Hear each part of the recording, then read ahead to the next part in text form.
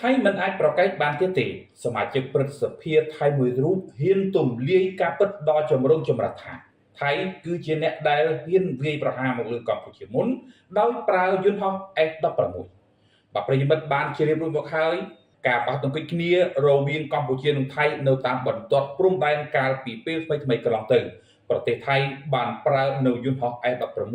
ដោយបានទម្លាក់គ្រាប់បែកបំផ្លិចបំផ្លាញទ្រព្យសម្បត្តិនិងភូមិឋានរបស់បងប្អូនប្រជាពលរដ្ឋក៏ដូចជាទីវត្តអារាមមួយចំនួននៅក្នុងខេត្តបន្ទាយមានជ័យហេតុនេះខ្ញុំនឹងលម្អិតព័ត៌មានបន្ថែមជូនលោកអ្នកផងដែរសមាជិកសភាថៃដ៏ក្លាហានលោកស្រីអេនីកានេតឡាបាជិតបានធ្វើឲ្យប្រជាជនថៃនិងកម្ពុជាមានការភ្ញាក់ផ្អើលជាខ្លាំងបន្ទាប់ពីលោកស្រីបានប្រកាសយ៉ាងបើកចំហថាប្រទេសថៃពិតជាបានវាយប្រហារមកលើកម្ពុជាមុន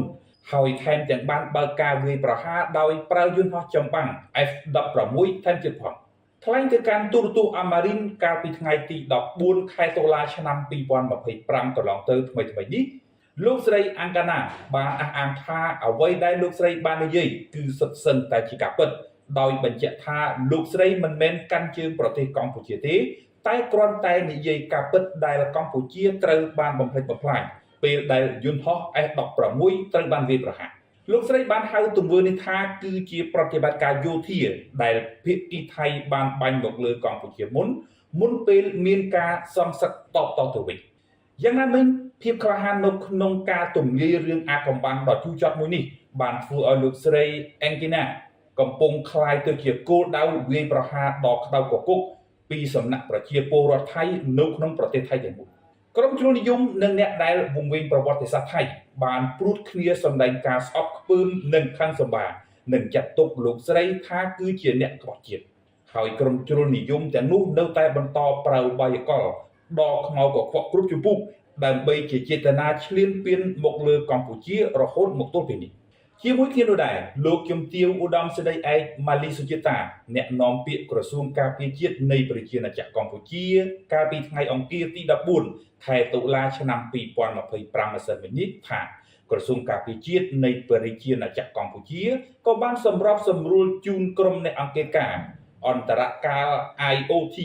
អញ្ជើញចុះអង្កេតការណ៍នៅភូមិព្រៃចាំងឃុំអូ3ជាន់ស្រុកអូជ្រៅខេត្តបន្ទាយមានជ័យដើម្បីអង្កេតទៀងទាត់និងរាយការណ៍ក្រោយពីទទួលបានព័ត៌មានថាកងកម្លាំងថៃប្រើគ្រឿងចាក់ឈូសឆាយវាយកំទេចផ្ទះប្រជាពលរដ្ឋកម្ពុជាក្រោយពីពួកគេបានហុំព័ទ្ធបណ្ដាលូកអស់មួយរយៈកាលមកជាមួយគ្នានោះដែរបើយើងក្រឡេកទៅមើលអ្នកសារព័ត៌មានមាត់ឆៅដោយនិយាយមិនខ្លាចប៉ះពាល់ខ្សែហក្រាក់ឬក៏អ្នកមានទ្រព្យសម្បត្តិនៅកម្ពុជាវិញគឺលោកផែនវណ្ណៈបានសរសេររៀបរាប់បង្ហោះនៅលើបណ្ដាញសង្គម Facebook ផ្លូវការរបស់លោកថាកាលពីថ្ងៃទី14ខែតុលានេះផងដែរទាហានថៃបានប្រើល្បិចខូចនាំជនបរទេស4នាក់ឲ្យឆ្លងដែនដោយខុសច្បាប់ចូលមកទឹកដីកម្ពុជា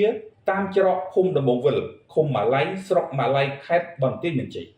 តែការព្យាយាមឆ្លងដែនដោយខុសច្បាប់នេះមិនបានសម្រេចទេព្រោះត្រូវបានកងកម្លាំងកម្ពុជានិងនគរបាលការពារព្រំដែនវរៈសេនាតូច815ដែលឈរជើងនៅតំបន់ខាងលើសហការគ្នាឃាត់ខ្លួនបានកាលពីព្រឹកថ្ងៃទី15ខែតុលាឆ្នាំ2025នេះលោកផែនវណ្ណៈដែលជាអ្នកកាសែតមាត់រន្ទះខាងលើបានបន្តឲ្យដឹងទៀតថាបច្ចុប្បន្នសៀមបានប្រើប្រាស់គ្រប់ឧបាយកលដើម្បីទម្លាក់កំហុសមកលើកម្ពុជាតែកម្ពុជាបានឆ្លើយតបយ៉ាងទន់ភ្លន់ដោយផ្អែកទៅលើផ្លូវច្បាប់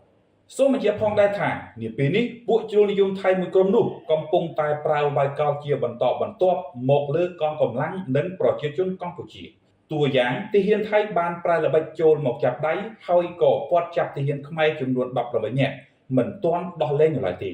និងបានយកឡានដែលដឹកលាមកបំរុងមកបាញ់ដាក់ពលរដ្ឋខ្មែរថែមទៀតផងមិនត្រឹមតែប៉ុណ្ណោះទាហានថៃបានយកបណ្ដាលួសមកហុំព័ទ្ធផ្ទះប្រជាពលរដ្ឋហើយយកត្រាក់ទ័រមកឈូសឆាយផ្ទះសម្បែងនិងផលដំណាំបងប្អូនប្រជាពលរដ្ឋកំទេចចោលដោយមិនញញើតបន្តិចណាឡើយមួយវិញទៀតពួកថៃជ្រុលនិយមទាំងនោះក៏កំពុងតែប្រើបាយកលបំពងសម្លេងដោយចាក់សម្លេងខ្មោចឬសម្លេងរន្ធត់ផ្សេងដែលបង្កជាការរំខានខ្លាំងដល់ការរស់នៅរបស់បងប្អូនប្រជាពលរដ្ឋនៅក្នុងភូមិព្រៃចាំងឃុំអូ3ជាន់ខេត្តបន្ទាយមានជ័យផងដែរ